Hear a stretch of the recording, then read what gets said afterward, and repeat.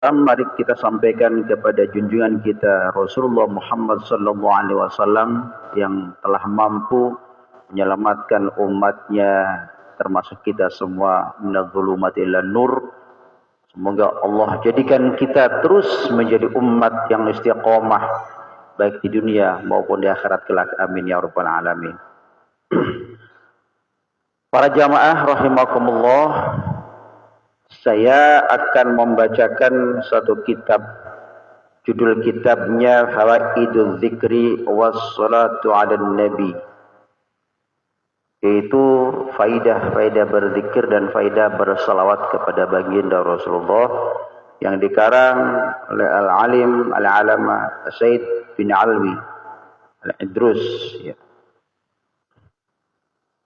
Supaya kita tahu bahwa apa yang kita baca, baik itu berupa zikir maupun salawat, itu semuanya mengandung manfaat. Tidak ada satu kata, tidak ada satu kalimat zikir yang tidak ada gunanya, ya. Oleh karena itu, sebelum kita mulai, mari kita hadiahkan Fatihah untuk baginda Rasulullah, para sahabat, para aulia, para ulama, wabil khusus pada guru-guru kita, masyayikh kita, yang tentunya yang telah memberikan jalan kebaikan kepada kita sekalian, yang sehingga kita semua sampai saat ini tetap istiqomah dalam thalabul ilmi. Ala hadiniyah wa ala kulli yaditin salihah wa ila hadratin Nabiul Mustafa Rasulullah sallallahu alaihi wasallam wa ala alihi ashabihi wa azwajihi wa dzurriyyatihi ila hadrati jami'il awliya ta'ala wa ila hadrati jami'i masyayikhina wa ustadzina. Nas'alukal barakah wal syafa'ah wal karamah bi jahihim wa bi ulumihim fid din wad dunya wal akhirah. Al-Fatihah. A'udzu billahi minasy syaithanir rajim. Bismillahirrahmanirrahim. Alhamdulillahi rabbil alamin, arrahmanir rahim, maliki yaumiddin. Iyyaka na'budu wa iyyaka nasta'in. Ihdinas siratal mustaqim, siratal ladzina an'amta 'alaihim ghairil maghdubi 'alaihim waladdallin. Rabbighfir lana wa warhamna amin. Bismillahirrahmanirrahim. Fawaidus salati 'alan nabi sallallahu alaihi wasallam. Artinya manfaat bersalawat kepada Rasulullah sallallahu alaihi wasallam. Manfaat yang pertama, kita bersalawat kepada Nabi adalah imtithalu amrillahi subhanahu wa ta'ala, muwafaqatuhu subhanahu wa ta'ala fi sholati alaihi. Manfaat yang pertama karena kita bersalat adalah kita mengikuti perintah Allah. Ya kan? Emang ada salawat itu perintah Allah? Ada. Ya. Innallaha wa malaikatahu yusalluna 'alan nabi. Sesungguhnya Allah dan para malaikat bersolawat kepada Nabi dalam Al-Quran dalam surat Al-Baqarah. Ya ayyuhalladzina amanu, wahai orang-orang yang beriman, sallu alaihi wasallimu taslima. Bersolawat dan sampaikan salam kepadanya. Pertanyaannya begini, Pak, apakah ada orang yang ngaku beriman tidak bersolawat? Banyak. Mereka hanya bersolawat ketika sholat. Padahal yang dimaksud bersolawat itu bukan cuma sholat. Allah yang menciptakan Rasulullah bersolawat. Malaikat, makhluk yang suci, bersolawat kepada Nabi. Ya, jadi saya sering mengungkapkan begini, Pak. Ada 3 makhluk yang berbeda karakter. Pertama malaikat, yang kedua setan, yang ketiga manusia. Kalau malaikat makhluk yang selalu benar, Makhluknya makhluk yang tidak pernah salah. Kenapa? Karena tidak diberikan hawa nafsu. Jadi tidak ada potensi menyeleweng, Pak. Itu yang pertama. Kemudian setan. Setan itu makhluk yang selalu salah. Sudah kadung dikutuk, kemudian dia mencari teman. Manusia. Menyesatkan. Selalu salah. Makanya kalau kita naruh apa-apa lupa, dicari kemana-mana, nggak ketemu, tanya sama istri kita, "Lihat dompet saya nggak?" "Kagak." "Kemana sih dompet?" "Setan kali yang ngambil loh." Setan lagi yang disalahin. Emang setan masih selalu salah, Pak? Ya kan? Untung setannya budak. Kalau setannya dengar gimana itu? Repot akibatnya. Iya kan? Yang ketiga manusia. Posisi kita sebagai manusia ada dalam hadis al-insan makhalul khata' wan nisyan. Manusia itu tempatnya salah, tetapi manusia itu bainal malaikati wasyayatin. Kadang benar berarti seperti malaikat, kadang salah seperti setan. Ya, kita jangan selalu salah terus, Pak, ya. Repot juga nanti. Kan manusia gua, ya kalau selalu salah ya nggak enak juga, ya. Karena kita punya dua potensi, punya potensi kebenaran dan punya potensi kejahatan, maka kita harus selalu menggunakan akal kita, selalu menggunakan hati kita agar selalu dalam koridor kebenaran. Ya, makanya manusia bukan cuma diberikan hawa nafsu, tapi diberikan akal dan pikiran. Ya. Malaikat nggak diberikan hawa nafsu, nggak diberikan akal dan pikiran, Pak. Ya, makanya disebut malaikat itu makhluk la ya'sunallah, tidak pernah bermaksiat, selalu menjalankan perintah dan tidak pernah berbuat salah. Nggak punya pikiran, nggak punya ambisi, Pak. Ya. Tuh. Fasolatuna, kita bersolawat kepada Nabi itu apa namanya? Di sini dikatakan fasolatuna alaihi du'aun wa su'alun. Ketika kita membaca salawat kepada Nabi, pada hakikatnya kita sedang berdoa, memohon kepada Allah, wa su'alun, dan meminta. Ya kan? Walaupun yang dibaca sallallahu alaihi Muhammad, kita sedang berdoa. Kenapa disebut doa? Karena yang namanya doa itu menyebut nama Allah dan nama Rasul, walaupun singkat. Maka bersalawat adalah doa. Tuh ya.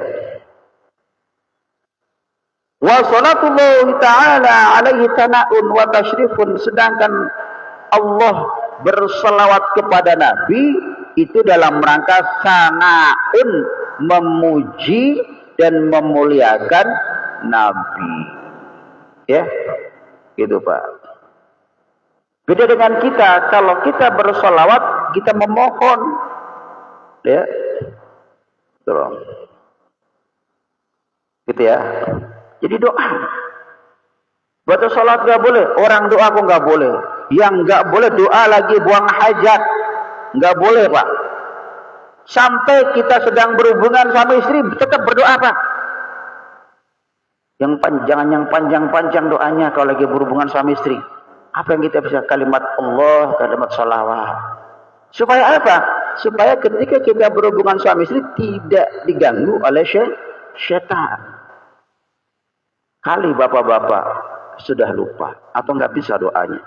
Makanya doa sebelum berhubungan sama istri itu, Allahumma jannibna syaitana wa jannibis syaitana ma razaqtana. Jauhkan setan. Jangan sampai setan masuk ke dalam benih suami istri. Nanti kalau punya anak ganteng, cantik, kelakuannya kayak setan. Kenapa? Karena orang tuanya enggak berdoa. Ya. Cukup itu aja 3 kali, Pak. Kalau nggak bisa doa yang panjang. Ya. Oke. Nah kemudian bagi Rasulullah, bagi Allah apa untungnya kita bersolawat? Enggak ada untungnya Pak. Bagi Allah, Allah maha segala-galanya. Bagi Rasulullah enggak ada ngaruhnya apa-apa. Kali kita bersolawat kepada Nabi Muhammad, dosanya diampuni. Nabi itu sudah dijamin surga Pak. Jadi kalau kita enggak bersolawat, sebenarnya kita sendiri yang rugi Pak. Justru dengan kita bersolawat itu kita diampuni dosanya dan kita mendapatkan syafaat Rasulullah. Ya, jadi ibadah kita membaca salawat kita bukan untuk Allah dan bukan untuk Rasulnya, tapi untuk kita sendiri. Itu ya. Yang kedua, husulu 10 salawatin min Allah 'alal musalli marratan annahu yarfa'u lahu 10 darajatin. Kalau kita bersolawat 10 kali Pak, membaca sallallahu ala Muhammad 10 kali ya, gitu kan, maka kita diberikan pahala 100 kali. Pahala salawat, kita baca salawat 10 kali diberikan pahala 100 kali. Bukan cuman itu, annahu yarfa'u lahu 10 darajatin. Allah mengangkat 10 derajat kita. Ya. Bukan cuman itu, annahu yuktabu lahu 10 hasanat, kita ditulis 10 kebaikan. Derajatnya diangkat 10 kali lipat. Ditulis kebaikan 10 kali lipat. Ya. Annahu yumha anu 10 sayiat, dan sekaligus melebur 10 dosa kita. Ya. Kita baca salat 10 kali, derajatnya diangkat, ditulis 10 kebaikan, dilebur, diampuni 10 kesalahan kita. Kalau begitu tidak ada rumusnya orang rugi karena membaca sholawat. Dan tidak ada untungnya orang yang tidak membaca sholawat. Itu ya, itu catatan penting Pak ya. Itu baru 2 Pak. Faedah yang ketiga, annahu yurja ijabata du'aihi idza qaddamaha amamahu. Bentar Pak ya, saya minum dulu. Bismillahirrahmanirrahim.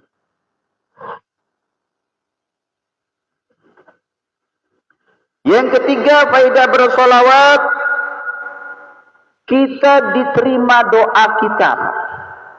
Yurja ijabata du'aihi idza qaddamaha amamahu. Dosa kita diampuni, doa kita diterima kalau kita membaca selawat, tapi caranya membaca selawatnya di depan. Kita mau doa nih, kita mau mohon kekayaan, di awal dengan minimal kalau nggak baca istighfar, Allahumma sholli ala sayyidina Muhammad. Makanya saya kalau doa itu di awal dengan sholawat Pak. Misalnya kita baca sholawatnya, bisanya sholawat yang pendek, Allahumma sholli ala sayyidina Muhammad, Allahumma ya ghani hamid, ya mubdi ya ma'in, aghnina bihalalika. Kan minta kekayaan Pak, ya kan? Aghnina bihalalika wa bifadlika amma siwak, ya kan? Nah itu Pak, kalau doa di awal dengan sholawat, doanya pasti diijabah. Ya, itu janji Rasulullah Pak. Kemudian tusaidu ad-doa, ketika kita doa diawali dengan kalimat sholat, maka doanya diterima, langsung diangkat oleh Allah. Ya, diangkat kemudian diterima. Ila inda rabbil alamin, langsung diterima oleh Allah Subhanahu wa taala.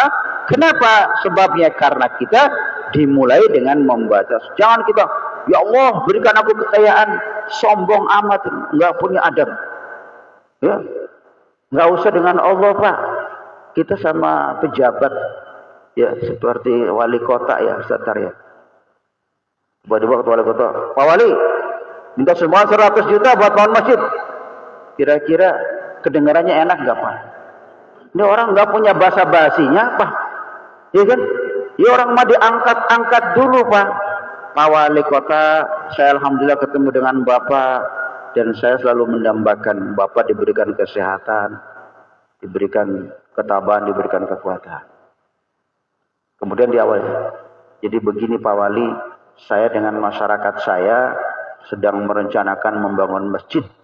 Nah, kan gitu kan? Main todong aja. Pak Wali, 100 juta buat masjid. Enggak punya adab amat ini orang. Sama Allah juga begitu. Ya Allah, berikan aku kekayaan. Enggak punya adab banget itu. Ya.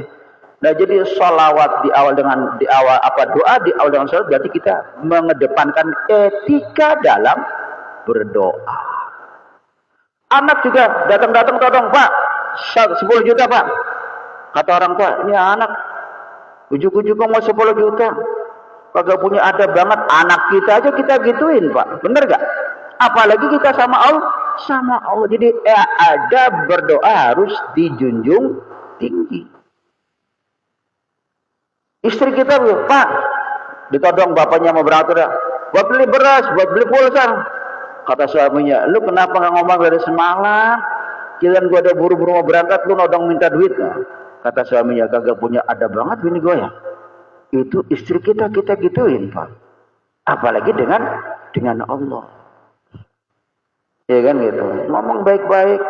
Suamiku yang tampan, tidak ada setampan ayah. Wah dipuji gimana lah gitu.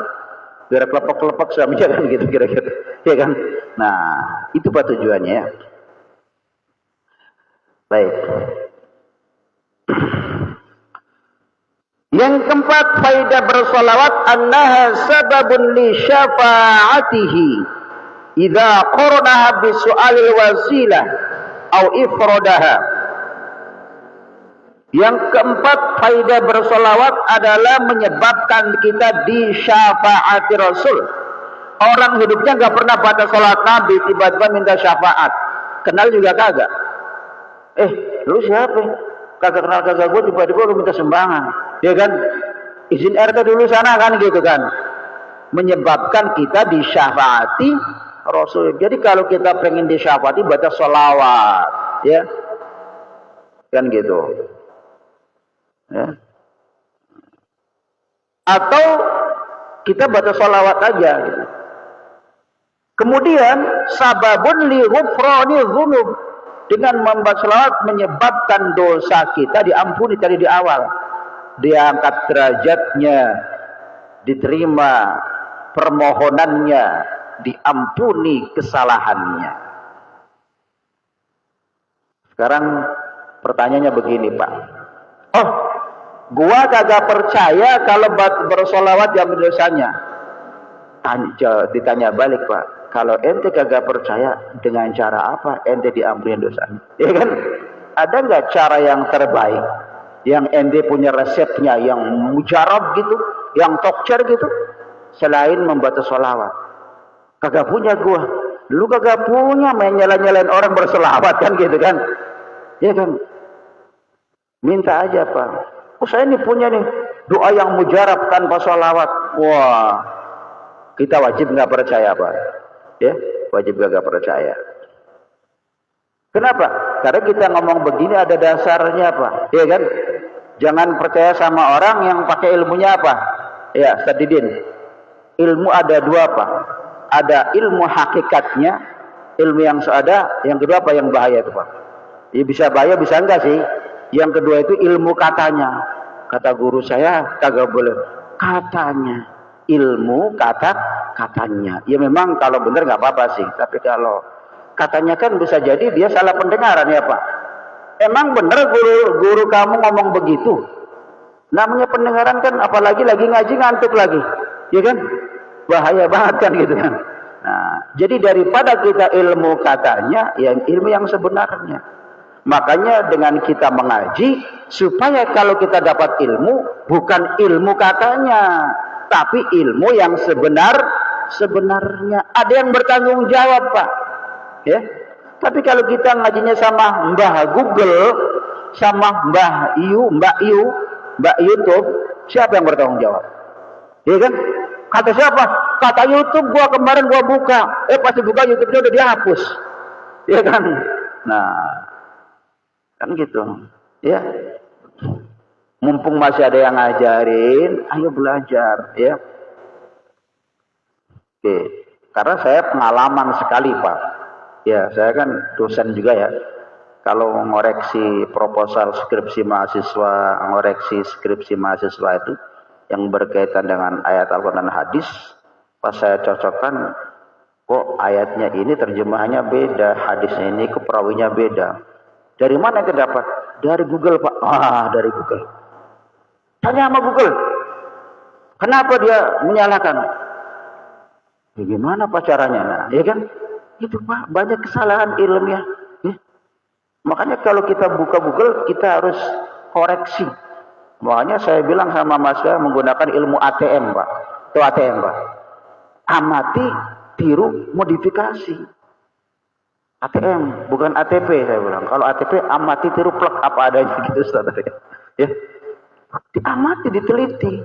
Bener kagak nih terjemahannya nih? Ayat ini bunyinya begini, terjemahannya begini, bener apa enggak kan? Hadisnya begini, perawinya ini bener apa enggak? Itu namanya ATM. Ya. Bukan kita nggak boleh diteliti, karena banyak yang salah. Baik, lanjut lagi ya, ini sekedar atau selingan saja.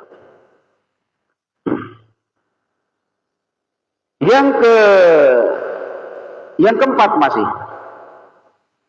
Wa annaha sababun likifayatillahi al-'abda ma ahammahu min anwa'il kurubi. Membaca sholawat juga mengakibatkan kita diberikan kecukupan oleh Allah. Ya memang Allah tuh menurunkan rezeki enggak seperti menurunkan kelapa jatuh dari pohonnya, Pak. Enggak kayak gitu juga. Enggak menurunkan seperti kapal menjatuhkan satu karung bantuan, bukan. Allah menurunkan rezeki itu kita ikhtiar, tapi kita dimudahkan jalan mencari rezekinya. Itu yang dimaksud Allah mencukupi kita, ya. Kenapa, Pak? Menyebabkan kita dihilangkan kesulitan hidupnya, karena ketika kita sering bersolawat, Nabi Muhammad mendengar, karena Rasulullah itu diberikan anugerah didampingi oleh seorang malaikat, yang malaikat itu tugasnya mendengarkan salawat umatnya. Misalnya Ustaz Didin baca salawat, kata malaikat, ya Rasul, Didin bin Fulan pada malam ini bersolat kepada. Kemudian Rasul menyampaikan kepada Allah, ya Allah, tolong ampuni dosanya si Didin, tolong berikan kemudahan dalam mencari rezekinya. Rasul yang langsung memohon kepada Allah. Kan Rasul nggak pernah ada rumusnya ditolak doanya, Pak. Ya, kalau kita sering ditolak, Pak, karena banyak dosa. Tapi kalau Nabi nggak pernah ditolak. Kali kita meragukan doa Nabi, oh saya meragukan doa Rasulullah, wah kualatnya orang, ya kan? Itu Pak. Ya, itu. Nggak percaya, coba. Ya, coba aja. Lama-lama kita diberikan kemudahan. Ustaz, saya semalam bersolat, sekarang melamar kerja belum diterima. Baru juga baca sehari. Ya kan gitu kan. Oke. Kemudian wa annaha sababun liqurbil 'abdi anhu yaumil qiyamah. Annaha taqumu maqamas sidqit shadaqati lidil usrati. Dengan kita bersolawat menyebabkan kita di hari kiamat dekat dengan Allah dan ditolong oleh Allah, sehingga kita tidak masuk ke neraka. Kita kalau diselamatkan oleh Allah dari api neraka, kita senang apa enggak kira-kira? Senang enggak, Pak? Kamu diampuni dosanya sama Allah, senang banget, Pak. Ya? Siapa orangnya yang enggak mendambakan ingin diselamatkan oleh Allah? Ya. wa annaha sababun liqad'il hawaiji. Anna sababun islatillahi 'alal musalla, dan yang berikutnya membuat hajat-hajat kita dikabulkan oleh Allah. Ya. Ya, dan yang berikutnya menyebabkan kita sababun ditabsyiril 'abdi bil jannati qabla mautihi. Nah ini kata baginda Nabi, orang yang sering membaca sholawat menjelang kematiannya, Allah perlihatkan surga. Lagi sakaratul maut, karena waktu hidupnya sering membaca sholawat, husnul khotimah. Ya, kan yang paling berat itu husnul khotimah, Pak. Kenapa husnul khotimah? Allah perlihatkan surga sebelum dicabut nyawanya. Maka ada orang yang meninggalnya seperti tersenyum. Ya, dilihatnya enak gitu, Pak. Ada orang yang meninggalkan dilihatnya wajahnya serem. Mungkin yang tersenyum dilihatnya enak, itu dia husnul khotimah, diperlihatkan surga. Akibat dia berzikir, berbanyak berzikir sholawat. Mungkin orang yang meninggalnya sakaratul maut sampai gelisah, teriak tolong, ya kan, panas, minum, mungkin dia su'ul khotimah karena kurang dekat dengan Allah dan juga kurang membaca sholawat. Itu at-tabsyiru bil jannati qabla mautihi. Diberikan kabar gembira oleh Allah sebelum dicabut ruhnya, Allah perlihatkan surga. Ya. Kenapa begitu? Karena Allah sering disebut, sering kita menyebut nama Allah, kita sering menyebut nama Rasulullah, maka Allah ampuni kita. Ya, Pak Kamsen mana tadi? Ya, Pak De misalnya ada saudaranya mau ngelamar kerja. Ya. Yang satu lagi temennya Pak De, tetangganya mau ngelamar kerja di tempat kerja yang sama. Tapi kalau anaknya Pak De, orangnya sering bantuin si bos itu. Kalau ada kesulitan hajatan yang bantuin segala macam. Ya. Sering bantu. Nah sementara tetangganya Pak De Kamsun nggak pernah bantuin. Kira-kira nih kalau ngajuin lamaran yang diterima yang mana? Yang sering bantuin. Udah kenal deket, iya. Saya percaya Pak De sama saudaranya Pak De Kamsun, dia anaknya amanah. Iya kan? Nah ini kagak kenal, kagak deket, nggak apa, pengen masuk surga, deket aja kagak. Pengen diterima kerjanya. Ya, kan logika kitanya kan begitu, Pak.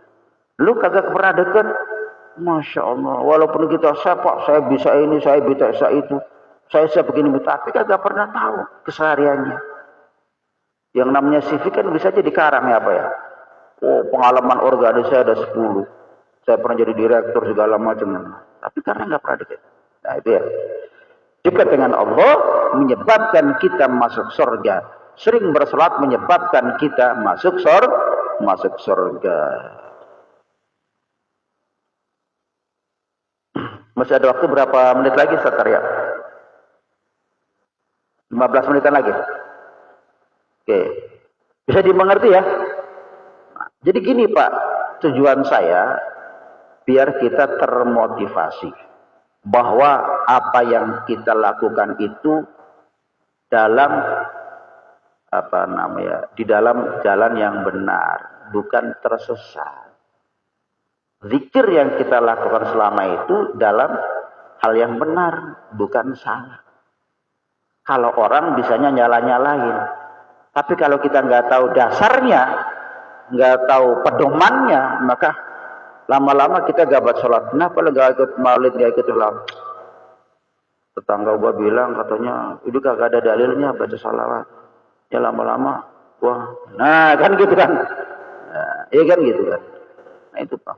Jadi kalau memang kita benar, lanjut aja, orang mau ngomong apa ke? Dosa gua bukan dosa lu. Yang diampuni dosa gua. Gua gak ada urusan sama dosa lu, kan gitu. Ya kan? Ngapa lu ngurusin dosa gua? Ya kan? Ngapa lu ngurusin amalan gua? Ngapa lu ngurusin ibadah gua? Gua juga gini-gini punya guru. Ah, kan gitu, Pak. Ya. Ada dasarnya. Datang ke sini saya sodorkan kitabnya. Ya. Jadi gitu, Pak. Jangan sampai kita sudah berbuat benar, kemudian lama-lama terkikis karena disalah saran mulu. Padahal yang nyelil belum tentu benar, yang disalahin belum tentu salah, kan begitu. Ya. Itu, Pak, ya.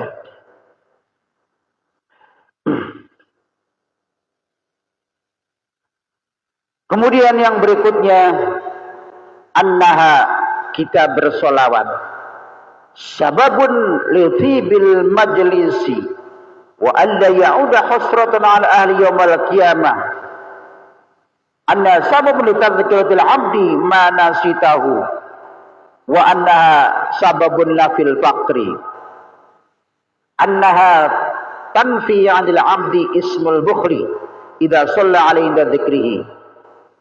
Faedah yang keenam, akibat kita sering berselawat menyebabkan bahwa majelis yang dibacakan selawat itu menjadi baik, ya, dan tidak akan merasakan kerugian. Jadi gini, Pak, bisa di masjid ini kita baca berselawat, maka di samping dosa-dosa kita yang ikut berselawat diampuni, kesedihan, kesulitan yang kita hadapi akan diangkat oleh Allah.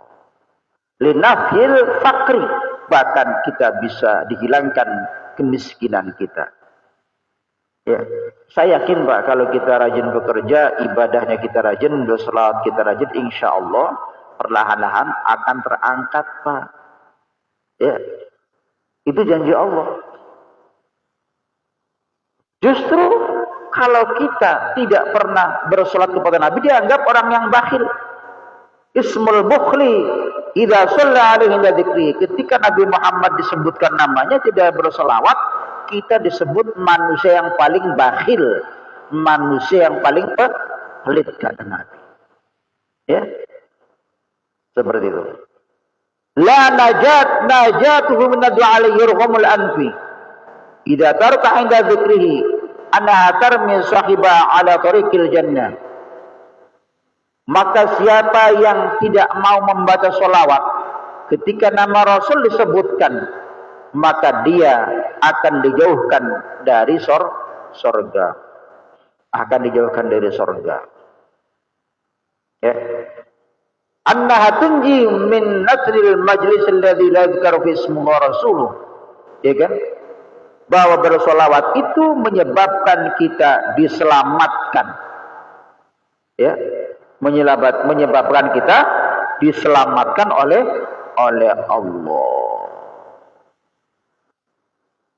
Yang kesembilan, annaha sababun li tamamil kalami alladhi ubtudi'a bihamdillahi wassalati ala rasulih. Kalau kita berdoa dimulai dengan baca bismillah, baca alhamdulillah, baca salat kepada Nabi, maka doa kita pasti dijabah, kemudian menyebabkan kita diselamatkan ketika melewati siratal mustaqim. Ya, kan gitu, Pak. Maka dalam hadis di dalam kitab Tandrul Qulub itu dijelaskan ada 7 golongan orang yang melewati siratal mustaqim.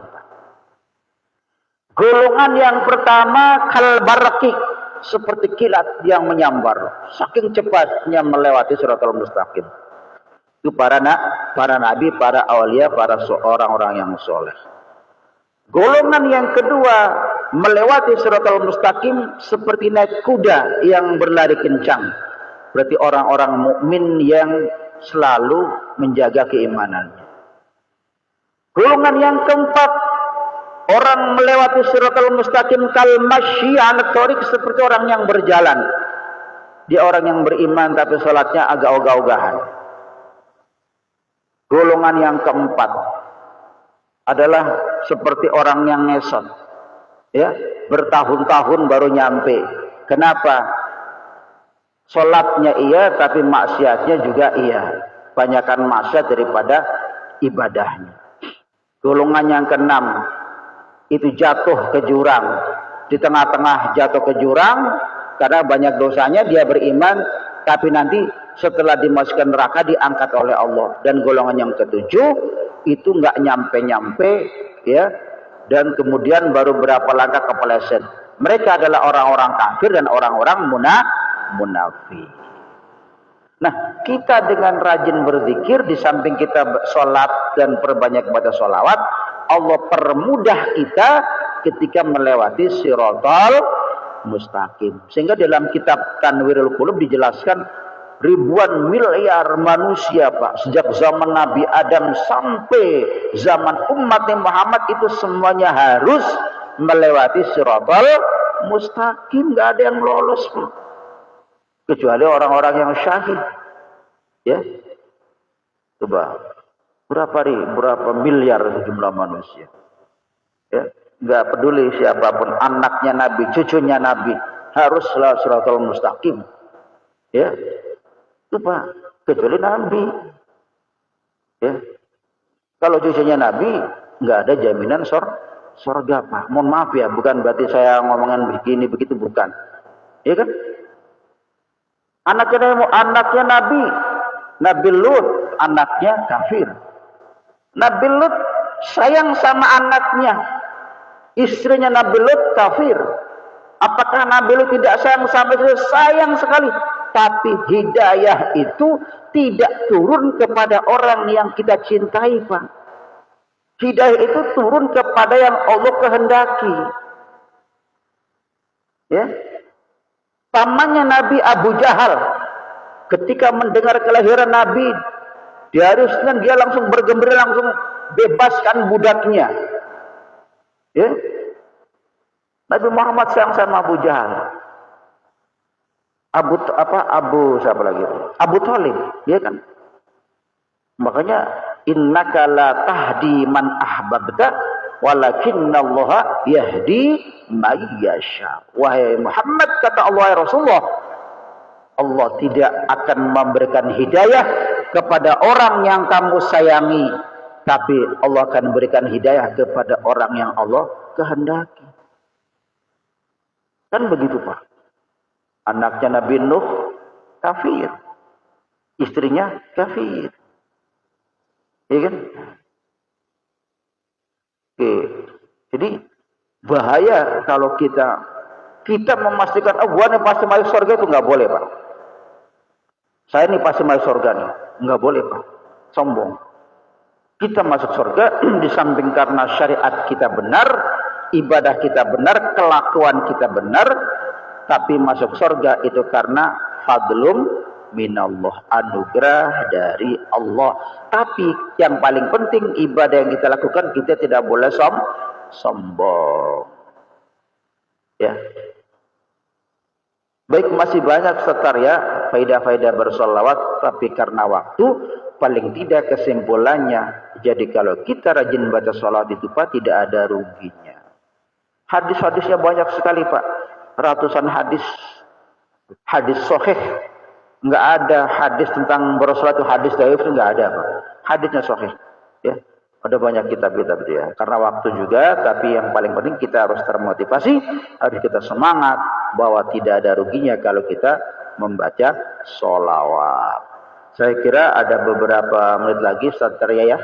Sebelum saya tutup, barangkali kalau ada yang ditanyakan atau ada yang kurang paham, saya persilahkan, Pak, ya. Kita sama-sama berzikir. Dengan Bapak siapa? Pak Agus. Ya, silakan Pak Agus. Waalaikumsalam warahmatullahi wabarakatuh.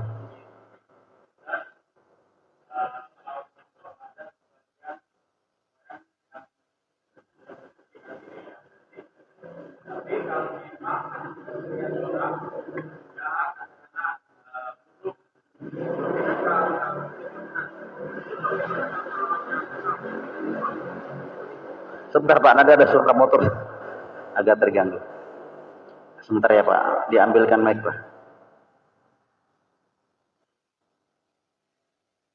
Ada nggak mic-nya? Kalau nggak ada, ya. Ya.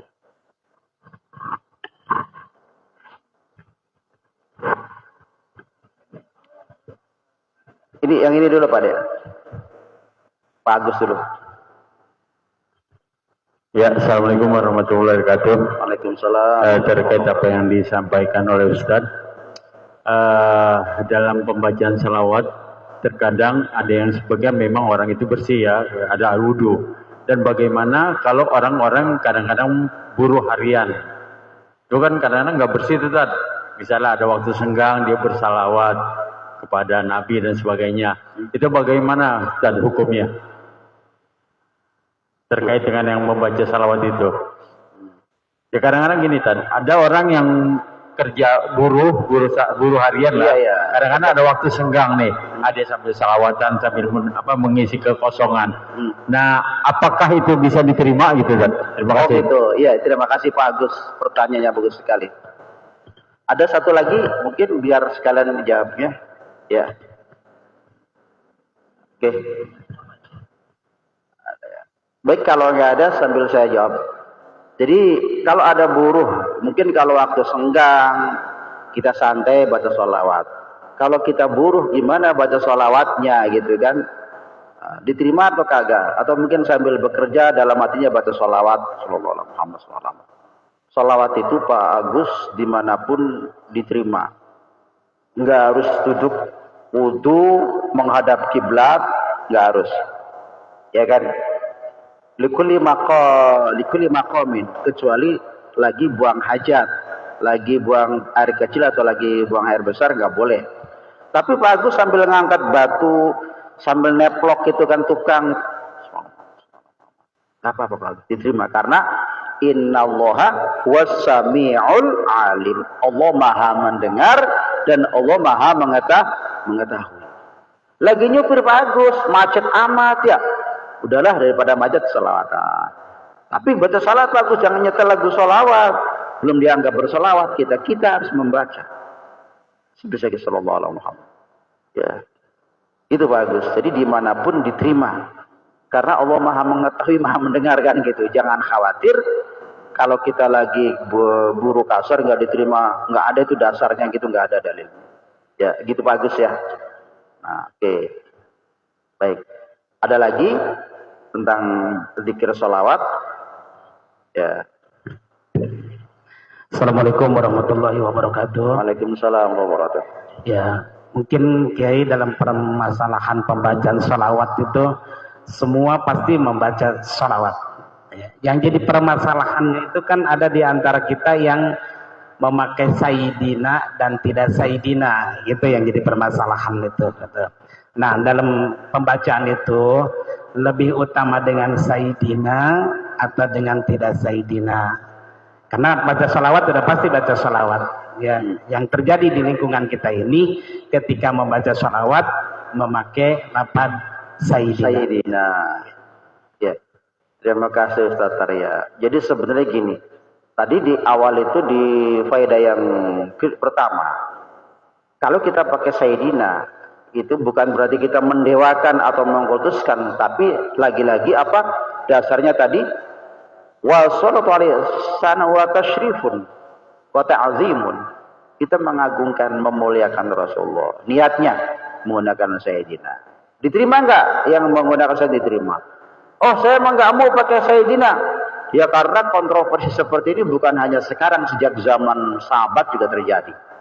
Oh, saya Allahumma shalli ala Muhammad atau sallallahu Muhammad, diterima enggak? Diterima. Yang pakai sayyidina diterima, batu salawatnya yang enggak pakai diterima. Yang enggak diterima, ya dua-duanya enggak dibaca. Gitu Ustaz, ya kan?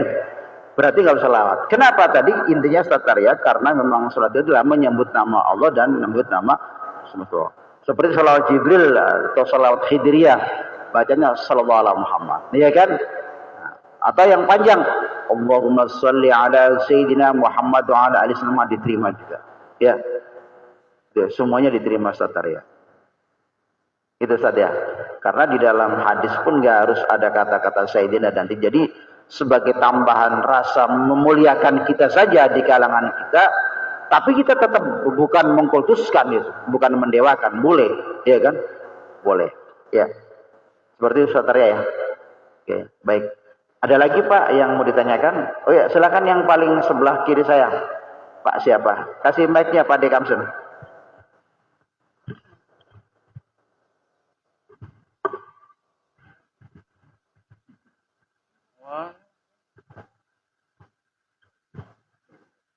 Assalamualaikum warahmatullahi wabarakatuh, Pak Kiai. Waalaikumsalam ya. Dengan Pak siapa? Pak Slamet, Pak Kiai.